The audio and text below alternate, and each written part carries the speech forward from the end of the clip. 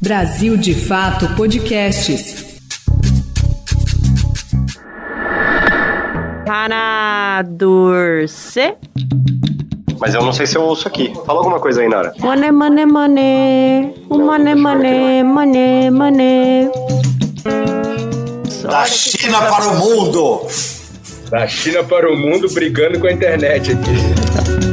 Eu tô ouvindo, dona Nara, e a senhora tá me ouvindo? Eu tenho que falar mais alto ou mais baixo? Bota uma música aí, Nara Lacerda. Desculpa. Eu levei o maior susto, gente. Gente, mas eu vou ter que defender o Lula porque ele nunca falou que ia criar Ministério do Namoro. Nara já tava debaixo da mesa, eu vi ela aqui pelo vídeo. Eu chorei. Apaga isso. Fico puto da cara.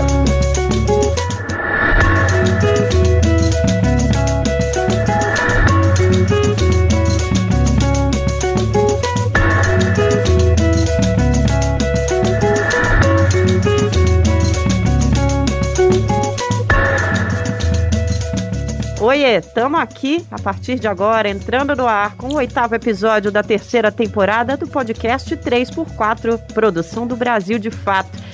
Toda semana a gente discute os principais acontecimentos e a conjuntura política nacional, mas nesta semana a gente vai expandir e muito os horizontes. A gente vai tratar de temas internacionais, vamos para o outro lado do mundo.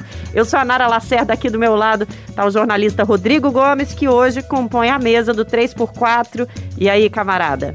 Olá, Nara. Olá, ouvintes do 3x4. Também compondo a nossa mesa, João Pedro Stedley, economista e liderança do MST, nosso comentarista. Oi, João!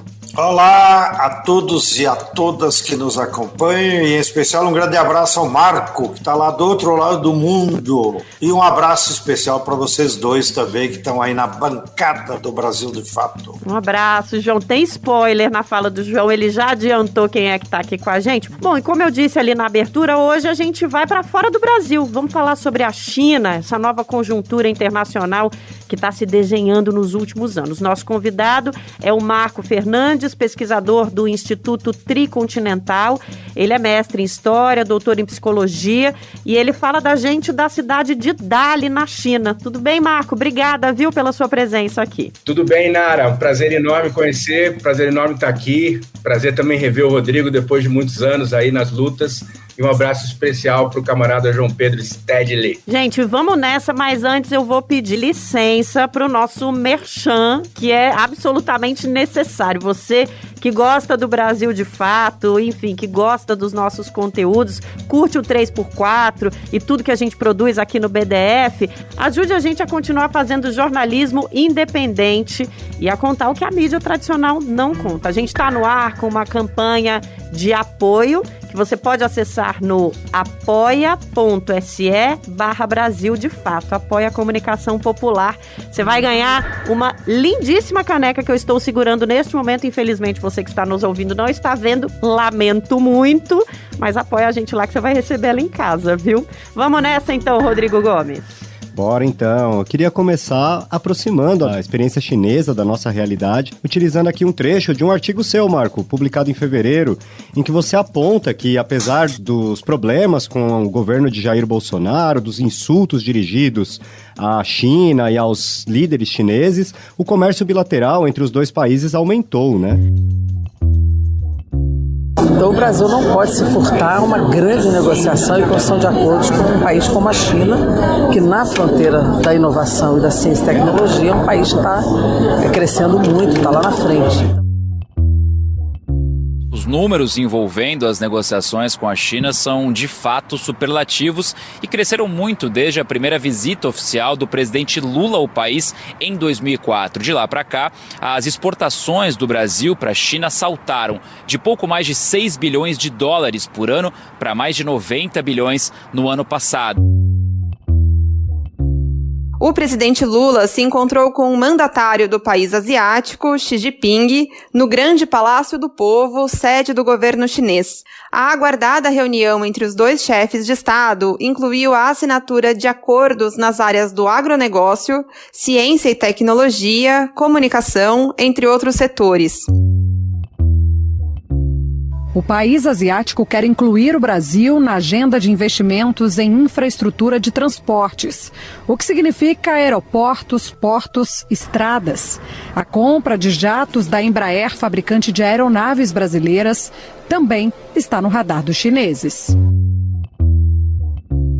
Pois é, em 2021, as trocas bilaterais entre Brasil e China chegaram a 135,4 bilhões de dólares, com o Brasil tendo um superávit de 40 bilhões de dólares com a China, números que só são superados pela região de Taiwan e outros 2 países, Austrália e Coreia do Sul. É muita coisa, hein, Rodri? É demais. A China tem sido a maior parceira comercial do Brasil desde 2009, respondendo por quase o dobro do volume comercial importado do seu segundo maior parceiro, que são os Estados Unidos.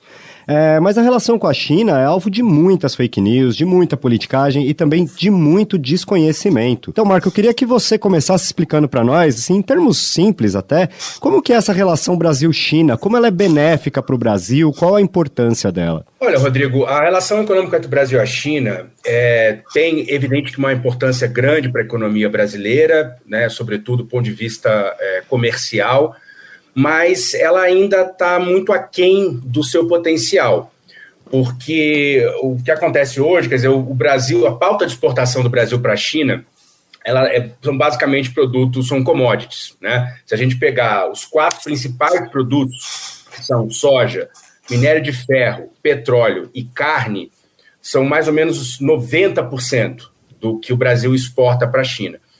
E, por outro lado, claro, o Brasil importa uma série de produtos manufaturados.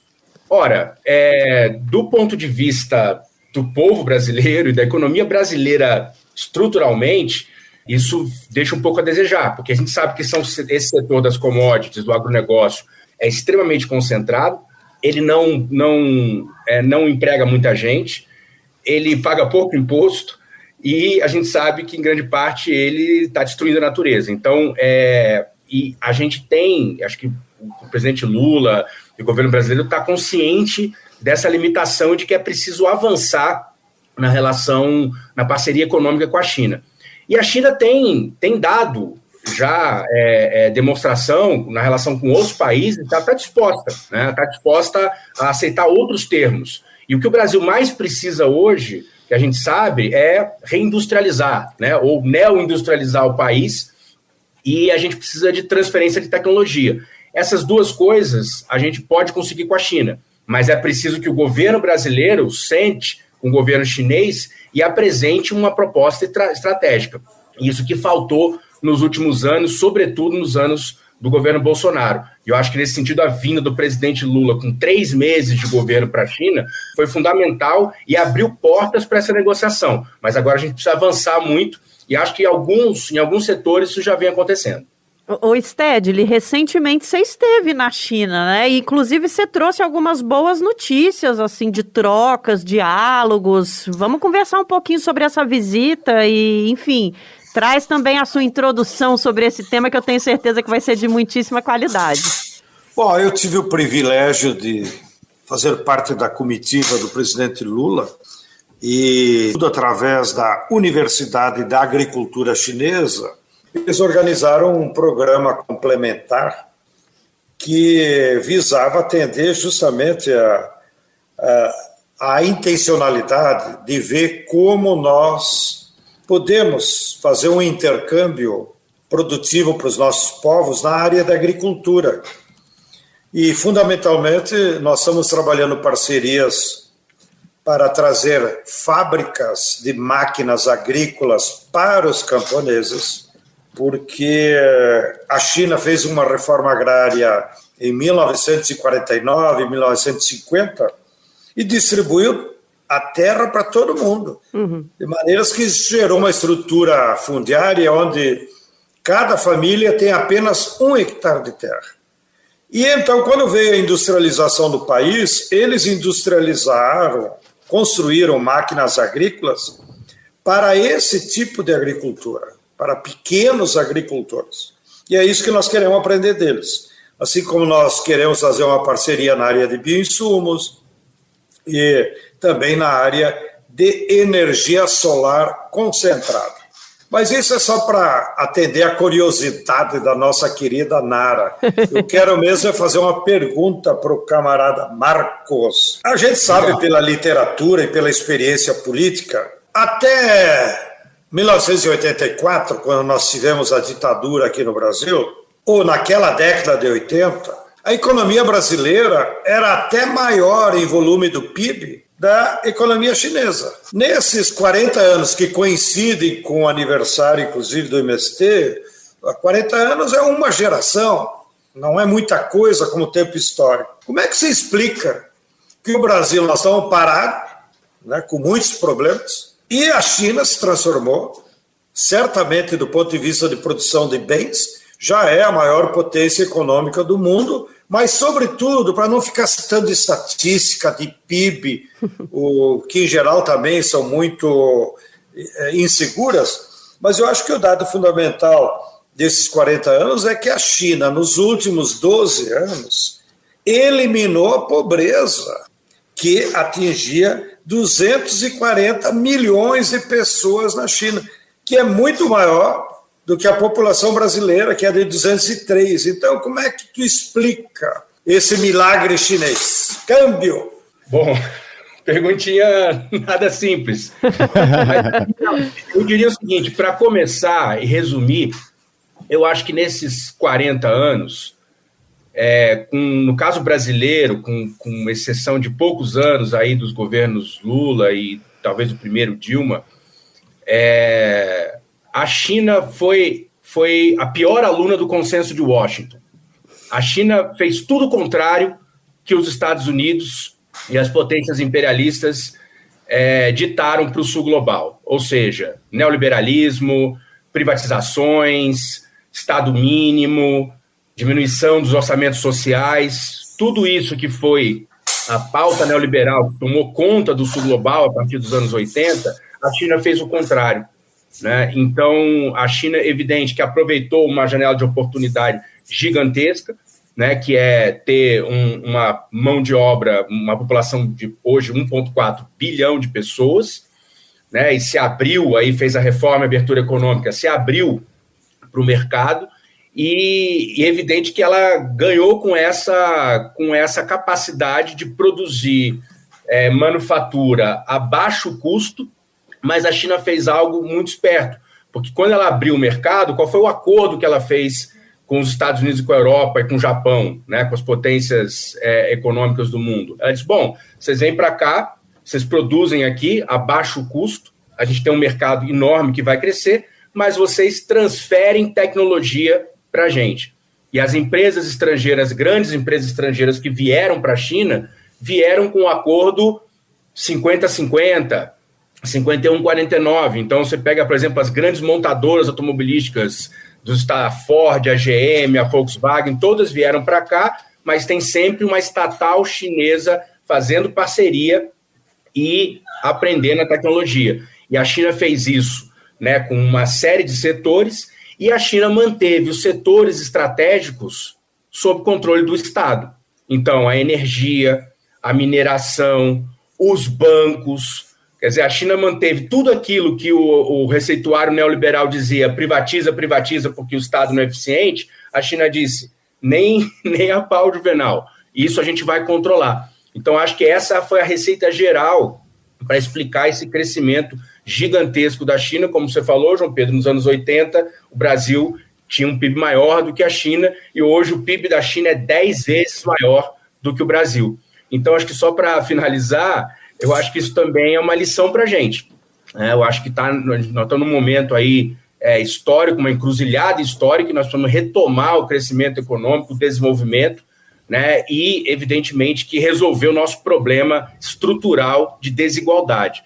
E eu acho que a história da China, nos últimos 40 anos, ensina muito para a gente, e, mais uma vez, insisto, a China pode ser uma grande parceira estratégica do Brasil para essa mudança na nossa economia e na nossa sociedade. Como é que eles tiraram esses 240 milhões de pessoas da pobreza? Bom, na verdade, João, foi dos anos 80 para cá, foram 850 milhões de pessoas que saíram da pobreza extrema, né? E nos últimos, de 2012 até 2020, foram os últimos 100 milhões. A China fez uma campanha gigantesca, que eles chamaram aqui de campanha do alívio da pobreza, que os últimos 10 anos com o presidente Xi Jinping. A China mobilizou a sociedade inteira para resolver esse problema, inclusive chegando ao ponto de deslocar 3 milhões de militantes, de quadros do partido, de servidores públicos, que saíram das cidades, enfim, dos seus afazeres e foram morar no campo, nos povoados, porque é de lá, lá onde estava, digamos, a maior parte da pobreza do país ainda nesses últimos 10 anos. Que massa. Né? E a China usou uma série de métodos, uma criação de cooperativas de camponeses, foi uma das grandes sacadas deles, uso de dados de Big Data, né, para saber exatamente as necessidades de cada família, em cada vilarejo, em cada província, e, acima de tudo, mobilizou toda a sociedade, inclusive o setor privado. Tinha uma campanha, por exemplo, que era 10 mil empresas para 10 mil povoados. Então, cada empresa meio que adotava um povoado e era responsável por mobilizar recursos junto em coordenação, né, com os quadros do partido que estavam lá fazendo trabalho de base para poder dar conta do desafio. Então, a China fez uma espécie de uma campanha, né, uma grande campanha que, aliás, retoma as ideias de campanha da época do Mao Tse-tung. Então, isso também foi uma questão fundamental para resolver esse problema. É interessante a gente escutar isso, porque todas as vezes que a gente fala em acabar com desigualdades estruturais, o Brasil, ele tira tanto suco da gente, Marco, que às vezes parece uma utopia mesmo. A gente fala e não sente que aquilo é possível. E aí você traz um exemplo desse de um país gigantesco, com um número absurdo de pessoas em extrema pobreza, e que tô até gaguejando, gente, de tanto que a coisa me emociona e me deixa surpresa que a possibilidade existe, né, Rodrigo? E é muito incrível, porque a gente vê que isso confronta diretamente, como você citou, né, Marco, com esse modelo neoliberal que a gente vive e que tá aí sempre pregando mais privatização, menos Estado, e a gente sabe que a China, ela desenvolveu um socialismo que a gente pode dizer que tem muita criatividade própria, a partir dos seus próprios problemas, para tentar resolver essas questões, né, como você colocou aí, essas campanhas, né, a forma como se desenvolveu, esse processo para a entrada dessas empresas no país, mas com regras muito firmes, muito claras, que é um modelo que a gente tem extrema dificuldade em colocar. Cada vez que se fala aqui de colocar uma regra nas empresas, morre um anjo, né? Parece que é isso que acontece. Mas queria saber de você, Marco, assim, como que você olha esse modelo de socialismo que a China desenvolveu, que ele possa ser reproduzível? O que a gente poderia aprender para aplicar no Brasil disso, de forma que as pessoas aqui consigam compreender o que é isso, né? Porque, como eu citei no começo, a gente ainda vive muito essas fake news, muita desinformação, mas o que a China tem que poderia nos ensinar aqui, que a gente poderia aplicar no Brasil, por exemplo? Conta para nós. Olha, Rodrigo, é difícil, porque acho que para começar a gente precisaria fazer uma revolução socialista, né? Uai, vamos nessa. E nós ainda estamos um pouquinho longe disso. Mas eu acho que, de maneira geral, acho que do ponto de vista, né, da estratégia para a economia e para a sociedade, eu acho que a China traz o exemplo do papel do Estado, né? E isso é uma coisa que a gente viu, inclusive nos anos do governo do PT, houve um esforço, né, de retomar o papel do Estado na economia, por exemplo, né, com o BNDES, com o papel que a Petrobras teve, né, de ser um motor do desenvolvimento em várias áreas, em vários setores. Mesmo os fundos de pensão das estatais, né, como a Previ do Banco do Brasil, da Caixa, da Petrobras, foram usados também como instrumentos, como motores do desenvolvimento. E isso tudo a gente perdeu, evidentemente, com o golpe, né?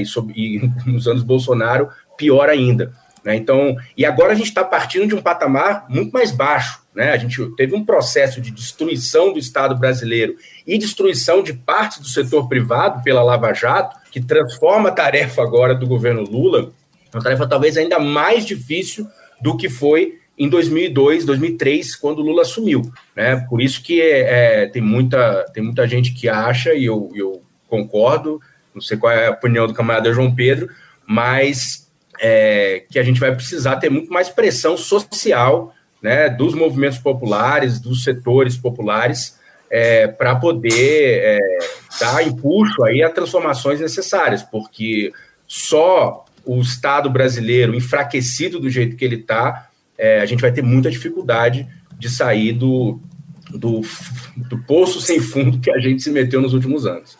Como que você vê isso, Stedley?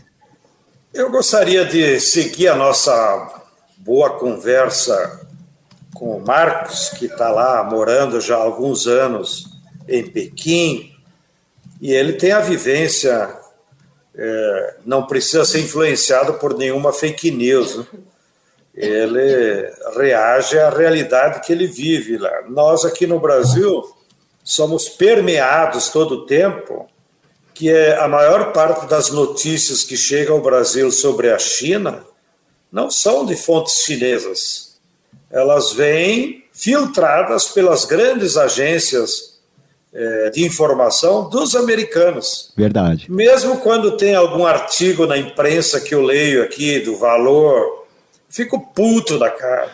Aí aparece um artigo sobre a China, vou lá olhar a fonte. Financial Times. Não, mas quem são eles para falar dos outros, né? Por que eles não se preocupam com os problemas deles?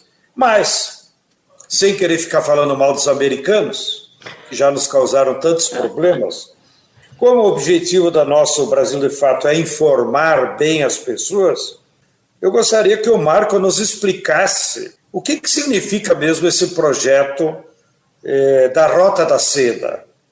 Porque, de novo, filtrado pelas grandes imprensas, parece que a China vai construir estradas de ferro, trem de alta velocidade, para levar as mercadorias deles até a Europa, até a África.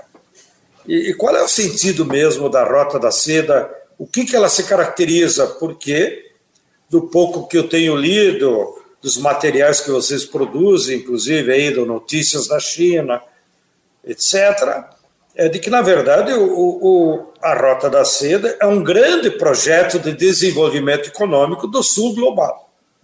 E seria muito proveitoso para nós e para os que nos acompanham em casa se você pudesse nos explicar as características desse projeto, então, que recebeu o apelido da Rota da Seda.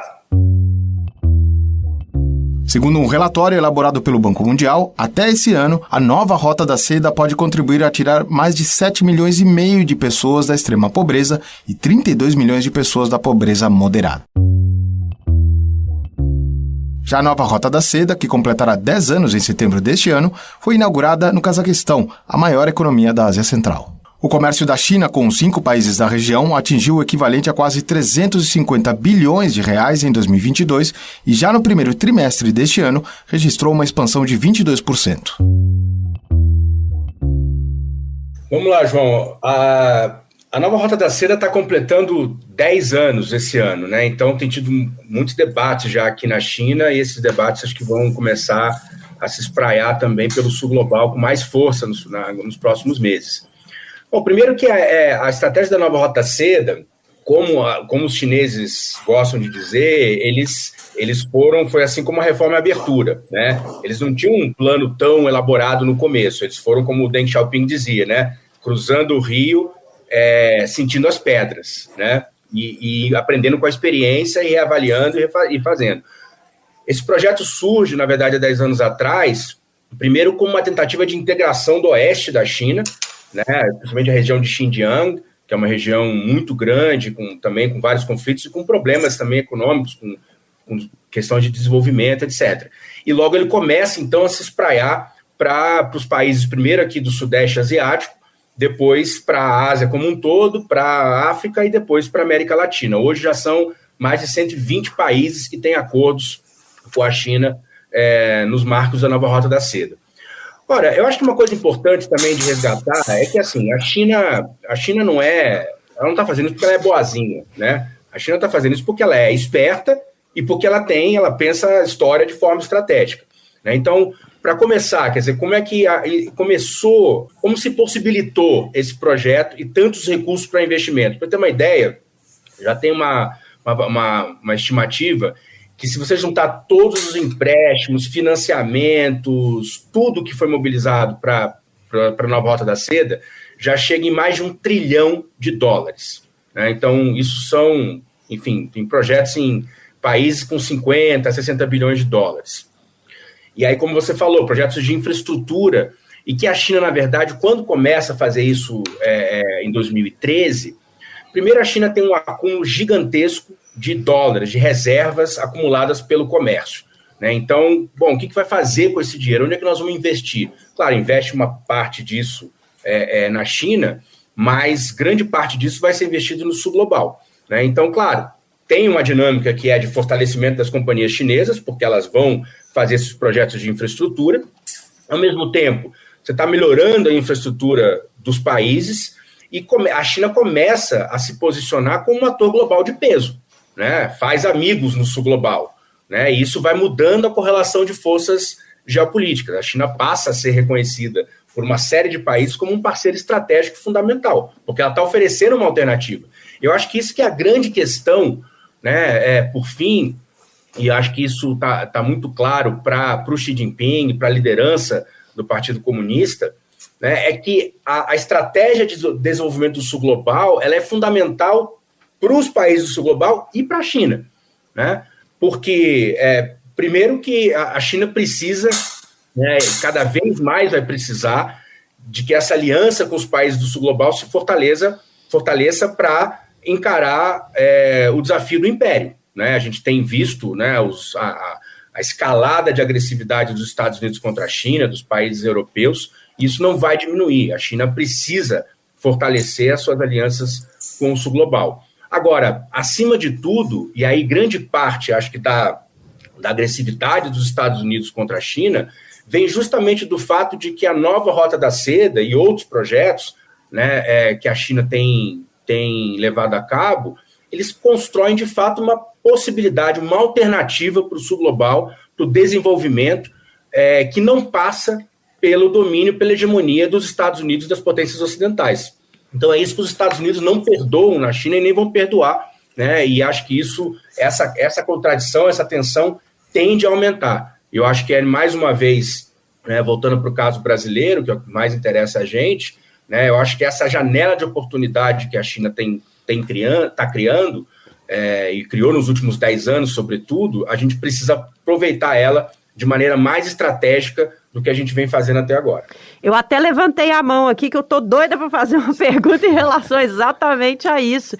Porque, assim, Marco, de quem está aqui de baixo, que não entende muito do assunto, que está só acompanhando as notícias, a gente nota que os estadunidenses ficaram meio assim, estão meio chateados, né, com essa ascensão, para a gente dizer o mínimo, assim. Então, tem alguns exemplos de postura do governo estadunidense em relação à China, que eu diria que dá muito na cara que eles estão magoados, né, com todo esse processo que a gente tem visto nos últimos anos. Para citar alguns aqui, aquelas medidas do Biden impedindo que as indústrias estadunidenses comercializassem chip com a China, teve até país aliado seguindo os Estados Unidos. Ai, gente, eu acho brega isso, mano.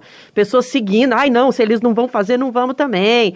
Aí teve também aquela visita da presidenta da Câmara dos Estados Unidos lá, Nancy Pelosi, o ministro das Relações Exteriores da China alertou os líderes mundiais para não interferir nas reivindicações da China sobre Taiwan. Na última semana teve coisa acontecendo também, o secretário de Estado americano teve na China numa série de reuniões com diplomatas, com o presidente. Foi a primeira visita de um secretário de Estado lá dos Estados Unidos em 5 anos, então assim, é muito tempo sem visitar a segunda, né, o camarada que está ali do teu lado protagonizando a economia mundial. Os caras não estão muito felizes não, né, cara? Não, eu acho que é isso. A Nara colocou muito bem, quer dizer, essa tensão ela só vem aumentando. Eu acho que ela vai crescer, né, ela tende a crescer, porque é isso que a gente estava comentando agora há pouco, quer dizer, o que os Estados Unidos não podem perdoar na China é o fato de que a China está criando alternativas para a sua hegemonia, para a hegemonia imperialista das últimas décadas. Uhum. Né? Então, agora, qual o problema dos Estados Unidos? O problema é que os ataques que os Estados Unidos têm feito à China, eles têm sido muito pouco efetivos, né? Começou, vocês lembram, com a guerra comercial que o Trump lançou. Verdade. Ele encheu de tarifas, né, os produtos chineses para tentar reverter os déficits comerciais dos Estados Unidos com a China.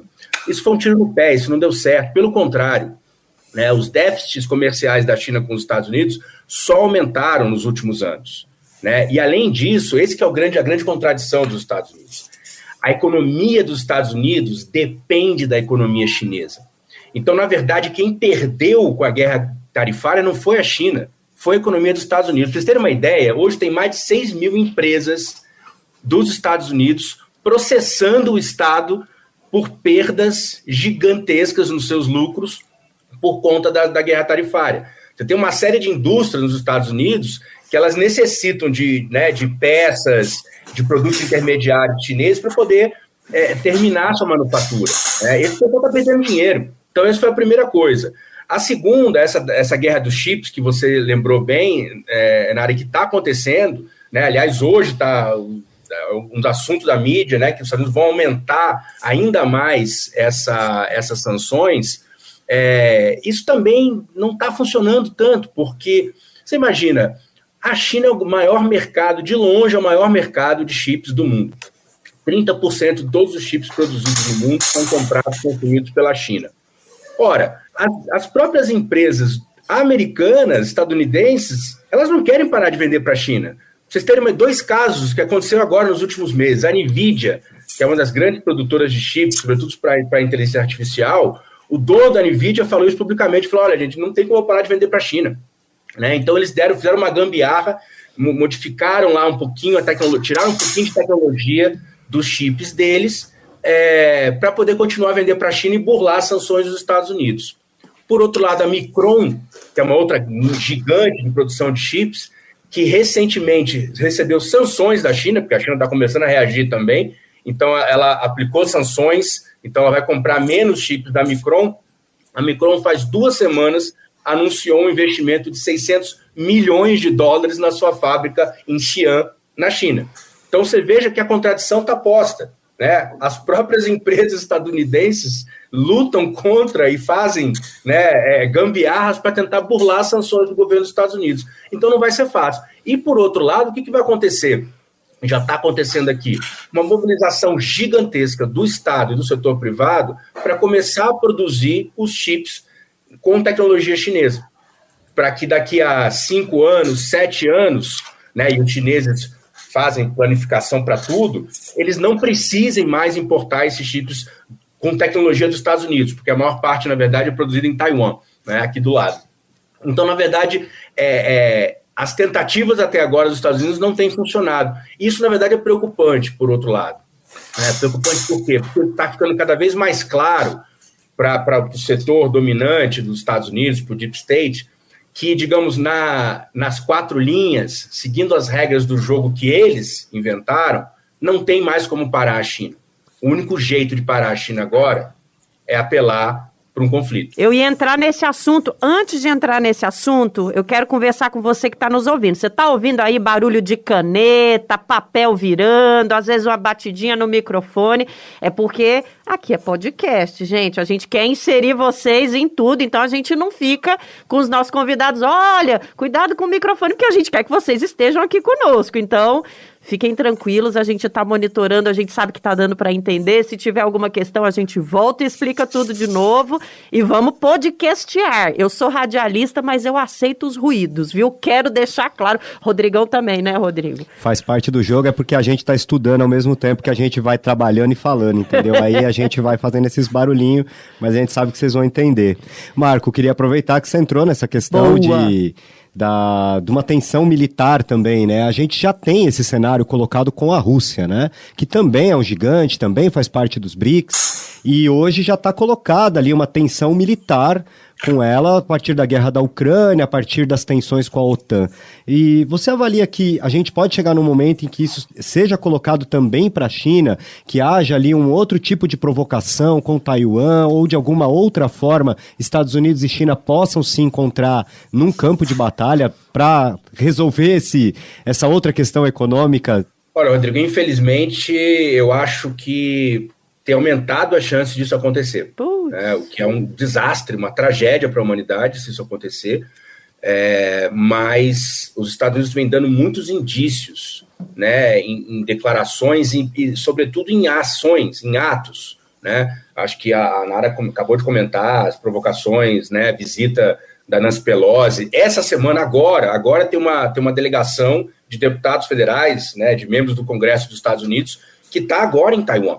Né? E, aliás, o chefe da delegação é um deputado que ele é o chefe da comissão de orçamento militar. Entendeu? Então, assim, não está fácil o negócio. Né? Os Estados Unidos não param de vender armas para Taiwan. Né? Tem o tempo inteiro navios dos Estados Unidos, de outros países da OTAN, aviões ficam circulando próximo ao território chinês, as águas chinesas. Semana passada, retrasada, tivemos um caso desse, né, de um navio que, inclusive, um navio chinês meio que partiu para cima para eles desviarem de rota. Então, de fato, assim, o nível de provocações está aumentando.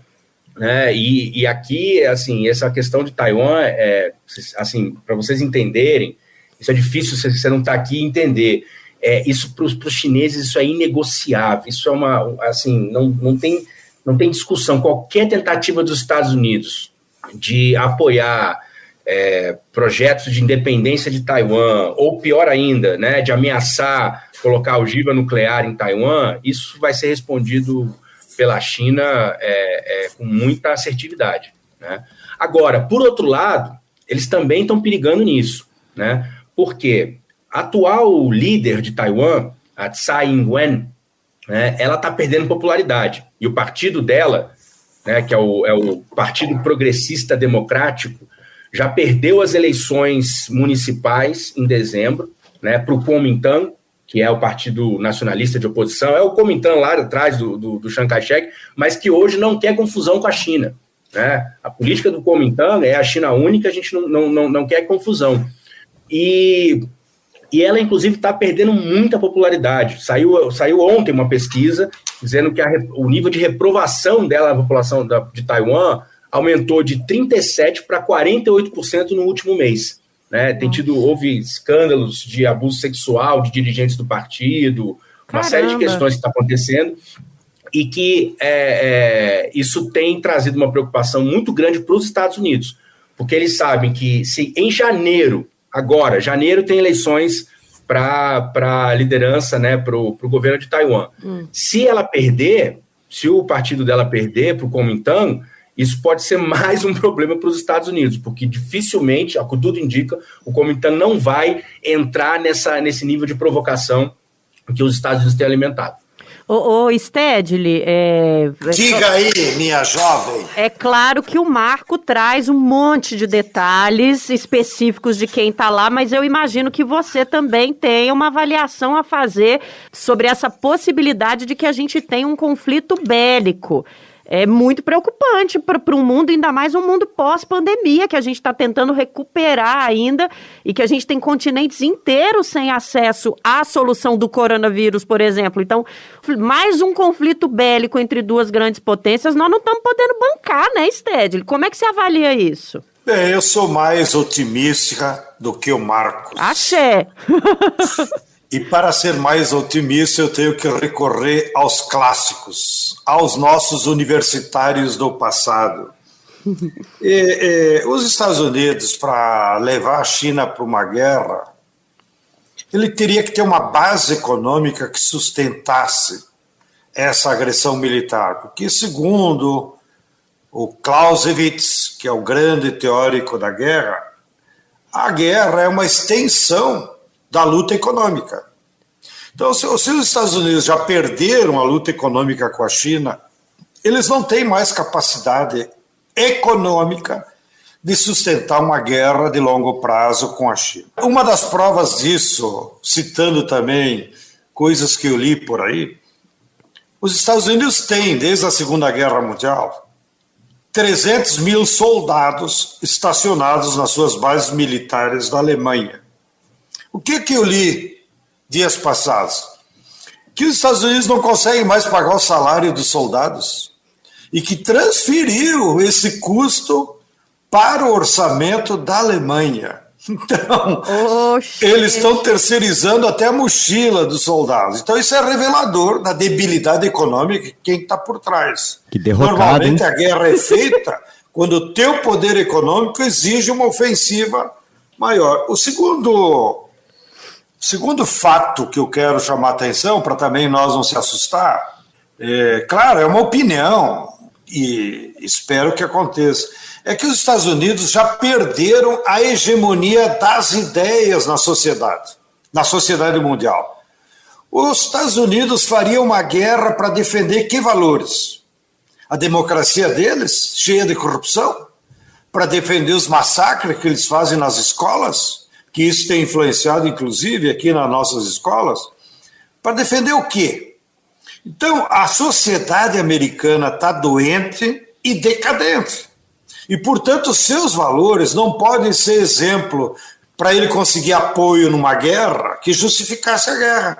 Então, nós vamos destruir o chinês ou os russos porque eles são malvados, eles são os bárbaros. Nessa situação atual, os bárbaros são os americanos, ou a proposta de vida da burguesia americana. Então, eu acredito, é uma hipótese de análise, que os Estados Unidos vai continuar suas provocações contra a China, é claro, assim como vai continuar fornecendo armas para a Ucrânia para debilitar a Rússia, mas eu acho que o foco, pelo menos no próximo período, ainda será a Guerra Fria, a guerra ideológica. E por isso que eu sempre cito, inclusive aqui nas nossas podcasts, que todo militante brasileiro precisa ler o livro que a Expressão Popular editou sobre as guerras híbridas, que foi um livro escrito por um intelectual que mora lá em Londres, e ele reuniu os documentos das Forças Armadas Americanas. E então explicou de forma didática qual é as novas estratégias militares que os Estados Unidos vêm enfrentando para derrotar política e ideologicamente os seus inimigos. Aqui na América Latina, para puxar um pouco o assunto mais próximo, os dois países que têm sido vítimas dessas guerras híbridas permanentes é Cuba e a Venezuela. A Cuba há 60 anos. E a Venezuela, desde que o Chávez chegou ao poder há 20 anos, eles estão lá numa guerra permanente no formato híbrido contra o povo da Venezuela. Bom, mas fecho o meu comentário e agora quero fazer uma pergunta. Prepare-se, Marcos. Vamos ver se você vai passar no vestibular da Escola Nacional Florestan Fernandes sobre o tema da China. Sabatina do Stedley. Nós temos assistido que o governo chinês, junto com o Brasil, com a Rússia, com a Índia e com a África do Sul, construíram os BRICS, que tem sido uma fortaleza de unidade, né, como uma alternativa econômica. Dentro dos BRICS, eu soube há pouco, inclusive na nossa visita lá na China, porque eu participei também da posse da presidenta Dilma como presidenta do Banco dos BRICS, e aí eu vi ela dizendo que a proposta do Banco dos BRICS nasceu numa reunião dos presidentes dos BRICS, quando ela era presidente, lá em Fortaleza, e que, portanto, ela também é coautora da ideia de ter um Banco dos BRICS. E a história quis que, apesar de todas as injustiças que ela sofreu com o golpe, ela agora se transformasse em presidenta do Banco dos BRICS. E ouvi lá também no discurso de posse dela que mais de 20 países pediram adesão ao Banco dos BRICS. Então, prepare-se. E também, aliado a esse tema de BRICS, moeda, está o tema do dólar. Aqui no Brasil, quando eu também retornei, Eu vi uma ojeriza, a imprensa burguesa servil aos interesses dos Estados Unidos, alardeou de todas as formas que o Lula estava cometendo uma besteira, que aquilo era inviável, porque o Lula defendeu claramente, seja na coletiva, mas nos fóruns lá da China, de que não é possível mais que os BRICS e os países do sul global continuemos fazendo comércio com o dólar. Porque o dólar é o papel pintado de verde pelos americanos sem nenhuma responsabilidade. E com esse dinheiro, ele sai pelo mundo afora comprar mercadorias, que no fundo é comprar o nosso trabalho que produz aquelas mercadorias. Então eu queria que tu fizesse uma avaliação aí dessa trincheira privilegiada que você está. Você acha que há uma tendência do BRICS se ampliar enquanto países e se transformar um grande bloco econômico anti-imperialista? E nesse contexto, qual seria o papel do Banco dos BRICS? E se de fato essa ideia maravilhosa do Lula e de outros de abandonar o dólar, de fato tem sensibilizado os chineses? Câmbio, camarada Marco. 30 segundos para acertar. A, B, ou C ou D. Ô, Marco, ele lê a nossa alma, ele lê o nosso espírito e fala tudo que tem que falar. A gente fica aqui olhando um pro outro dentro do estúdio, pensando como que ele marcou todas as perguntas que a gente tinha, assim, ó. É impressionante. O melhor de tudo é que ele faz 3 perguntas em uma, e eu tenho 5 minutos para responder as 3. Mas vamos lá. Exatamente, senão a Letícia vai ter um troço aqui. Eu amo o podcast. Primeiro, os BRICS têm potencial para se tornar, então, esse bloco anti-imperialista? Sim, acho que tem. Inclusive, vou me redimir aqui da minha última resposta, que acabou meio deprimente, né? Porque eu acho que... O cara já estava debaixo da mesa, eu vi ela aqui pelo vídeo. Eu chorei. A única solução, a única possibilidade que nós temos de evitar essa escalada de agressões do Império é justamente a formação de um bloco sólido do sul global que se anteponha, que não seja só mais uma questão dos Estados Unidos contra a China ou contra a Rússia, mas que seja o sul global inteiro. Agora, eu rezo todo dia para que isso seja possível. E o potencial é gigantesco dos BRICS, mas eles ainda estão muito aquém do seu potencial. Eu acho que isso é o grande desafio agora. Só para vocês terem uma ideia, já que os TED gostam dos dados econômicos, no ano passado, pela primeira vez, o PIB dos países do BRICS em paridade de termos de compra, né, que é aquele índice que leva em conta o padrão de vida do país e não só transformar tudo em dólar. Então, esse PIB, que é o PIB real, pela primeira vez no ano passado, o PIB dos 5 países do BRICS superou o PIB do G7. E aí também fazendo coro com o que o Stedley falou em relação à perda de força econômica dos Estados Unidos. Agora, por que os BRICS estão muito aquém ainda, né, do seu potencial? Porque, de fato, nesses últimos anos, avançou-se pouco. A verdade é essa, nós tivemos muitos problemas, contradições internas. Né? Primeiro que, por exemplo, o Brasil, que sempre foi um motor dos BRICS desde o começo, 2009, até o golpe em 16. A partir de 16, o Brasil praticamente se retira de fato dos BRICS. Ele está lá formalmente, mas o Brasil deixa de... É evidente, o Brasil se alinha aos Estados Unidos. E evidentemente que o Brasil não vai mais fazer... Esses 7 anos não fez nenhum esforço para construir os BRICS. Pelo contrário, diria até que jogou contra. Né? Do mesmo jeito que conflitos entre China e Índia ainda não estão resolvidos.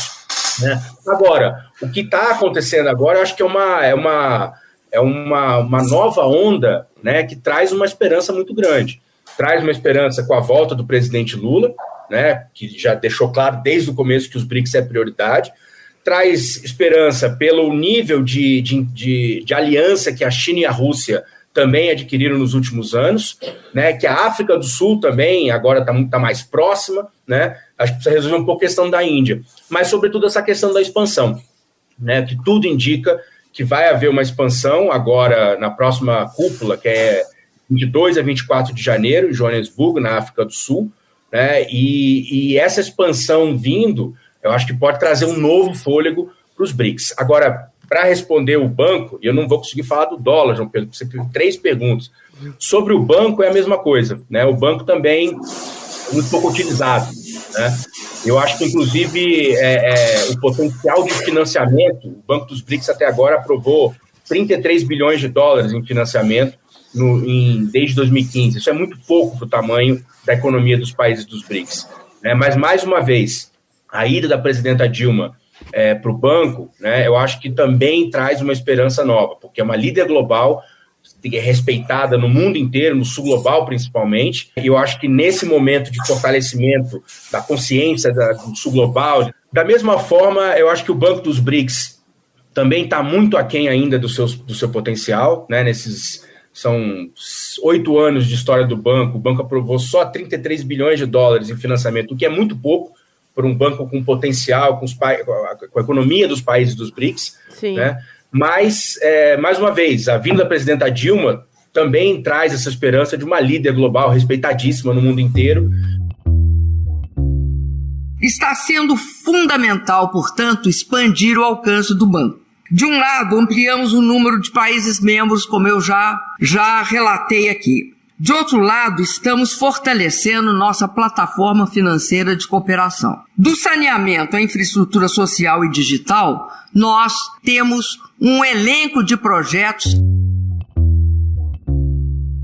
né, e que tem plena consciência do lugar estratégico que o banco pode ocupar para todo o sul global. Como o presidente Lula falou na posse da presidenta Dilma, né? Esse banco não tem que ser só o banco dos BRICS, tem que ser o banco do sul global. E acho que nesse sentido, para finalizar, acho que não vai dar para estender muito aqui, mas a questão do dólar, se tiver tempo a gente vai, mas acho que a questão do dólar é fundamental, né? A questão tem os Estados Unidos têm milhares de bombas atômicas, mas eles, na verdade, não usam essas bombas atômicas.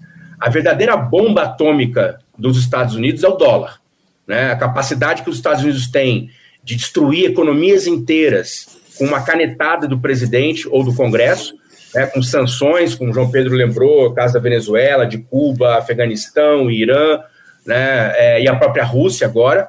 Né, os Estados Unidos também controlam economias inteiras do mundo, porque se os países não têm dólar de reserva, a economia para. Então isso também é uma arma que os Estados Unidos usam. Vai lá o FMI, promete emprestar alguns bilhões de dólares e devasta economias nacionais com austeridade, privatizações. Então, tudo isso também está ficando muito claro.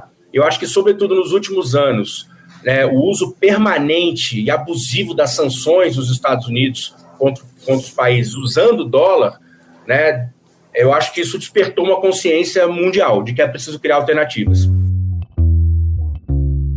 Um banco de desenvolvimento que tem que ter mais funções e não apenas uma função. Eu toda noite me pergunto por que todos os países estão obrigados a fazer seu comércio lastreado no dólar. Por que nós não podemos fazer o nosso comércio lastreado na nossa moeda?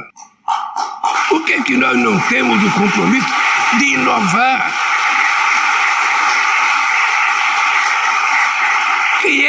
Quem é que decidiu que era o dólar a moeda depois que desapareceu o ouro como paridade?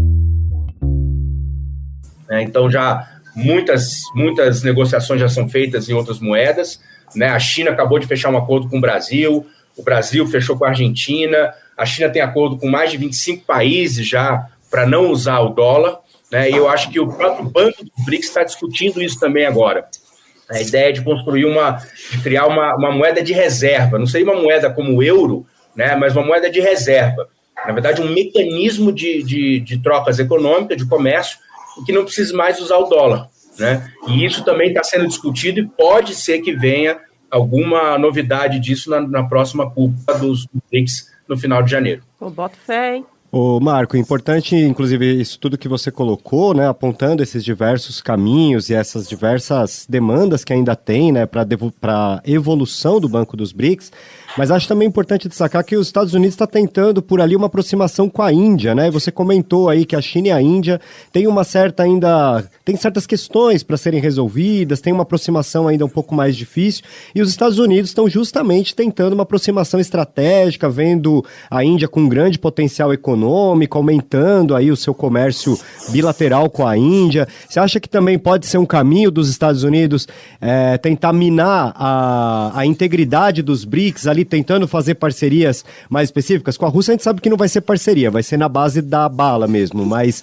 com a Índia, por exemplo, é possível que a gente caminhe para uma tentativa de afrouxar as relações, puxando esses acordos bilaterais, acordos econômicos, de forma a esvaziar um pouco os BRICS? Pode ser, Rodrigo, é uma possibilidade. Eu acho que essa última reunião agora, né, essa última visita do Modi, eu acho que mostra que vão conseguir.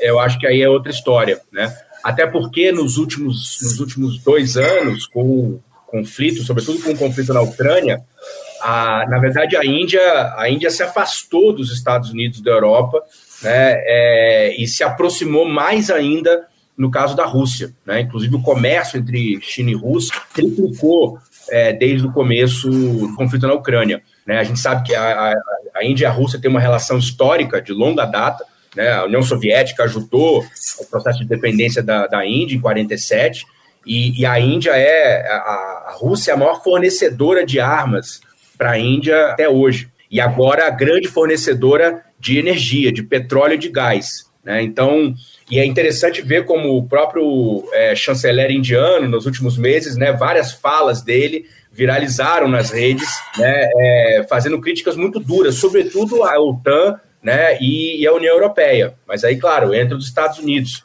Né, ele chegou a dizer isso, né? O problema da Europa é que a Europa acha que os problemas da Europa são os problemas do mundo, mas os problemas do mundo não são problemas da Europa. Perfeito. Isso ele respondeu quando eles disseram que a Índia tinha que parar de comprar petróleo da Rússia. Ele falou, como assim?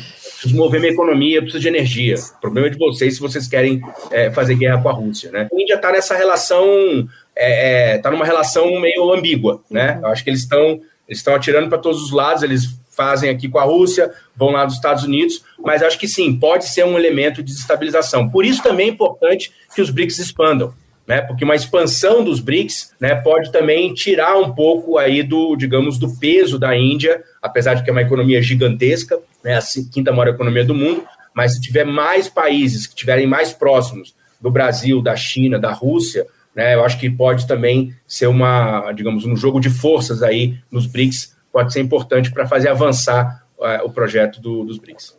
É isso, a gente queria continuar conversando aqui mais 1 hora sobre esse tema. A gente tem uma lista de assuntos aqui que ficaram de fora, mas não vai dar tempo. A gente vai ter que encerrar por uma questão de tempo mesmo, senão vocês não conseguem ouvir o podcast. Imagina, gente, 3 horas falando de China.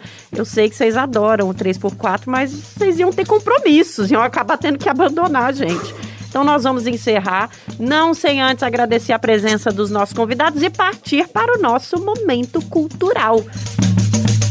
É abrupto mesmo, a gente para de falar de política para falar um pouco de cultura. Como diz a minha terapeuta, eu não quero que ninguém saia dessa sessão para baixo, hein? Vamos garantir que a gente vai bem pro resto da nossa semana. Marco, eu tenho certeza que você trouxe uma incrível dica cultural. Fala pra gente. Bom, depois desse seu recado da sua terapeuta, eu não estou até envergonhado. Vou botar mais lenha na fogueira com a minha dica cultural. Bem-vindo ao 3x4. Vou aqui fazer uma pequena provocação aqui com o meu comandante João Pedro Stedley. Eu não acho que os Estados Unidos estejam perdendo a batalha cultural, pelo contrário, eu acho que é aí onde eles ainda ganham, porque eles têm uma indústria gigantesca cultural que é muito poderosa, né? E por mais que as contradições estejam internas, eles produzem essa mentira, essa ilusão, e as pessoas gostam. Então eu acho que a gente precisa estudar isso. Eu queria recomendar uma série da Netflix, que, aliás, é a série mais vista na Netflix no mundo esse ano, que é justamente a versão do Império sobre o atual momento geopolítico. Chama-se A Diplomata. É uma série que está na primeira temporada, são 8 episódios. A história com um navio britânico que sofre um ataque no Oriente Médio, e a primeira suspeita é o Irã, e aí é toda a mobilização da máquina do Império, do Deep State, para resolver esse conflito do ponto de vista do Império. E claro, com todas a sofisticação atual. Então, a personagem principal é uma mulher, tem vários personagens do Deep State que são negros, tem, né, toda a representatividade. Aquela velha história, né, daquele meme do bombardeiro do B-52 democrata, que é com a bandeirinha, né, com a bandeirinha colorida, LGBT e tal. É essa série. Essa série é a versão democrata do atual momento histórico. Inclusive, o grupo Wagner está lá. Eita. Só para deixar também uma pitadinha aí do momento, né, que nós estamos vivendo. Eles inventam outro nome, mas está lá o grupo Wagner também como grande vilão, né, um dos grandes vilões da história. Rapaz, então, vale a pena ver, mesmo. a gente aprender a desconstruir essa narrativa, porque essa narrativa ainda é muito forte. Não, vou assistir com certeza. Ô, Stedley, o que você trouxe para nós aí? Pra esta sexta-feira, rapaz, de dica cultural. Eu achei que o Marco ia comentar, como cultura, quando é que os chineses vão aprender a jogar futebol. Para nós se vingar um pouco do poder econômico chinês, mas em futebol... É mais fácil o Brasil se reindustrializar, virar uma potência global do que a China aprender a jogar bola. Rapaz!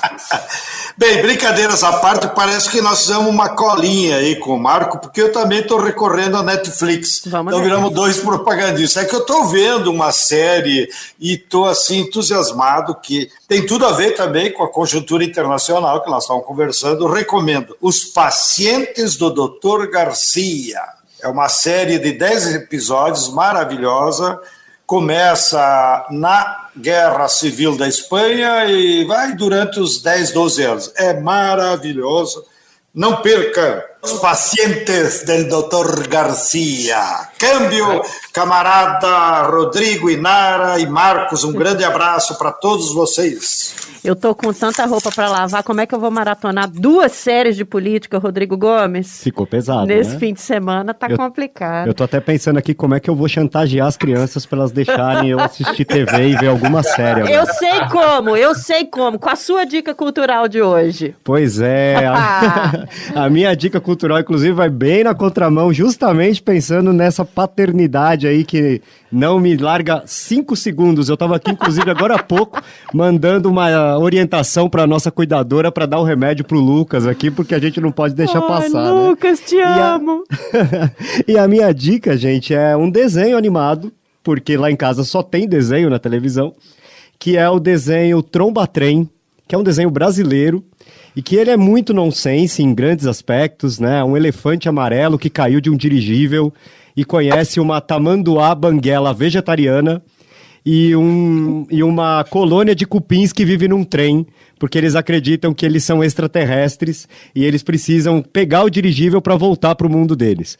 Mas uma parte muito legal desse desenho é que, para fazer essa perseguição ao dirigível, eles andam por todo o Brasil, pela América Latina, e eles vão falar da cultura dos povos, né? Então eles vão pelo Cerrado brasileiro, pelo Nordeste, pela Amazônia, depois eles vão para Machu Picchu, descem a Cordilheira dos Andes e eles vão falando da cultura dos povos que vivem nesses locais, até que eles chegam em Varginha, no interior de Minas, para finalmente tentar voltar para casa. É um desenho muito divertido, mas que é muito legal também para as crianças, por ter esse processo aí de se familiarizar com a cultura brasileira, com a cultura do interior do Brasil, da América Latina. Então tá aí a minha dica, Tromba Trem, tem no YouTube. É um desenho brasileiro muito bacana, Nara. Eu vou aproveitar... Gente, uma das minhas melhores amigas mora em Varginha e tem um filho, tá? Então, assim, Cíntia, oi, amiga. E aí eu vou dar minha dica, né? Eu queria muito, quando a gente decidiu que a gente ia falar de China, todo mundo que escuta sabe que eu sou obcecada pela Coreia. Estou falando da península como um todo. Não faço a divisão do sul e do norte. Estou em outro momento político. Boa. Reunificação sempre. Tem irmãos, tem pais, tem filhos separados há quase 60 anos. anos. Mas eu não vou trazer nada de K-pop. Eu fiquei, gente, China, eu preciso falar, tô falando da Ásia, a gente precisa trazer K-pop. Mas eu queria só falar o nome do Jackson Wang aqui. A indústria do K-pop tem um chinês que nasceu em 1994, que é um moleque lindo. Pronto, falei, gente, eu nem gosto de homens, né? Nessa parte todo mundo sabe, eu sou LGBTQIAP+, mesmo, mas o menino é lindo, ele é tão simpático, ele é um cara do entretenimento, tipo assim, eu não conheço nenhuma música do Jackson Wang, mas toda entrevista dele eu paro pra ver. Então você tá afim de se divertir, ver alguém contando piada, vai lá no YouTube, assiste alguma coisinha do Jackson Wang, que apesar de estar na indústria cultural do entretenimento lá na Coreia do Sul e ser muito admirado nos Estados Unidos, por exemplo, todas as vezes que vai se apresentar num show, faz questão de falar, eu sou Jackson Wang from China. Então, por favor, vamos prestigiar o nosso querido. Mas a minha dica não é essa, não. Eu quero convidar todo mundo para ler o livro Estado da Arte, João das Neves e Minas Gerais, um livro que está em lançamento no Brasil desde o ano passado. Nesta semana teve uma cerimônia de lançamento aqui no Brasil. É um livro escrito pelo nosso saudosíssimo João Paulo Cunha, pela jornalista Ludmila Ribeiro e pela Titane, que foi companheira de vida do João das Neves. E o livro fala sobre os 24 anos de trabalho de João das Neves em Minas Gerais. O João das Neves, para quem não está ligando o nome à pessoa, é simplesmente o camarada que criou o Teatro Opinião e que lutou com a dramaturgia brasileira durante toda a ditadura militar, até quando o teatro não tinha mais dinheiro para denunciar os desmandos desse regime lamentável, execrável, que a gente teve o desprazer de viver no nosso país. Então, qualquer coisa que a gente for ler sobre o João das Neves vale muito a pena, porque depois que a ditadura acabou, foi um cara que foi para o Acre, que foi para o Pará, que foi para o norte do país, viver com as tribos indígenas, criar grupos de dramaturgia, depois foi para Minas, falar de congado, falar do nosso povo, falar do nosso sertão. Então, gente, olha, o Estado da Arte, João das Neves e Minas Gerais. Basta colocar no Google, a obra é incrível, vale muito a pena. E se você se interessou por esse assunto, eu recomendo que você vá ao brasildefato.com.br e lá confira a matéria e a entrevista que eu fiz com a Titane, que foi muito emocionante. Terminamos as duas chorando de saudade e de amor pelo João das Neves. Então, essa é a minha dica e é com essa que a gente encerra o nosso estrondoso, maravilhoso, incrível podcast 3x4. Marco, só tenho a te agradecer do outro lado do mundo. Obrigada por estar aqui com a gente. Obrigado vocês pelo convite, Nara, Rodrigo. Obrigado, João Pedro. E estamos aqui, sempre que precisar, só chamar. É nóis, estamos juntos. Você que está nos ouvindo, não esquece de apoiar o BDF, hein? A gente está precisando do seu apoio para continuar fazendo comunicação independente. Apoia.se, então é apoia-se, apoia.c/Brasil de Fato. Apoie a comunicação popular. Lembrando também que se você tem um recadinho pra gente, 3x4, @brasildefato.com.br. E agora sim, vamos para os créditos. Lua Gattinone. O 3x4 é apresentado por mim, Nara Lacerda. Meu companheiro de bancada hoje é o Rodrigo Gomes. Semana que vem a gente está de volta aqui. Nosso comentarista é o João Pedro Stedley. A direção é de Rodrigo Gomes. Na produção, Letícia Holanda. Os dois são responsáveis também pelo nosso roteiro maravilhoso. Trilha sonora original de Alejandra Luciani. Edição e sonorização, Lua Gattinone.